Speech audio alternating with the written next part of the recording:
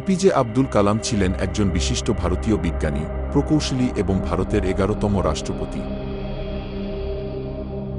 তিনি missile man নামে পরিচিত ছিলেন, কারণ ভারতীয় ক্ষেপণাস্ত্র কর্মসূচিতে তার অসামান্য অবদান ছিল। তিনি তামিলনাড়ুর রামেশ্বরমে এক সাধারণ পরিবারে জন্মগ্রহণ করেন। ছোটবেলা থেকেই তিনি শিক্ষা ও বিজ্ঞান নিয়ে গভীর আগ্রহী ছিলেন। অ্যারোনটিক্যাল ইঞ্জিনিয়ারিংয়ে পড়াশোনা শেষ করে তিনি ভারতীয় প্রতিরক্ষা গবেষণা ও উন্নয়ন সংস্থা এবং ভারতীয় মহাকাশ গবেষণা সংস্থাতে গুরুত্বপূর্ণ ভূমিকা পালন করেন।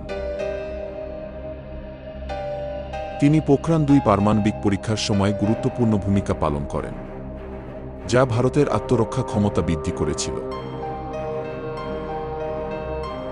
রাষ্ট্রপতি হিসেবে তার সময়কালে তিনি দেশের যুবকদের অনুপ্রেরণা যোগাতে বিভিন্ন স্কুল ও কলেজে বক্তৃতা দিতেন এবং বিজ্ঞান ও প্রযুক্তি শিক্ষার উপর জোর দিয়েছিলেন। তিনি তার জীবনের শেষ দিন পর্যন্ত শিক্ষকতা এবং শিক্ষামূলক কার্যক্রমে নিজেকে নিয়োজিত রেখেছিলেন।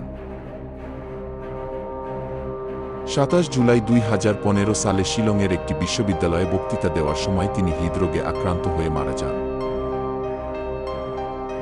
কালাম তার জীবনের সরলতা, সততা এবং দেশের প্রতি ভালোবাসার জন্য সারা বিশ্বে শ্রদ্ধেয় ছিলেন।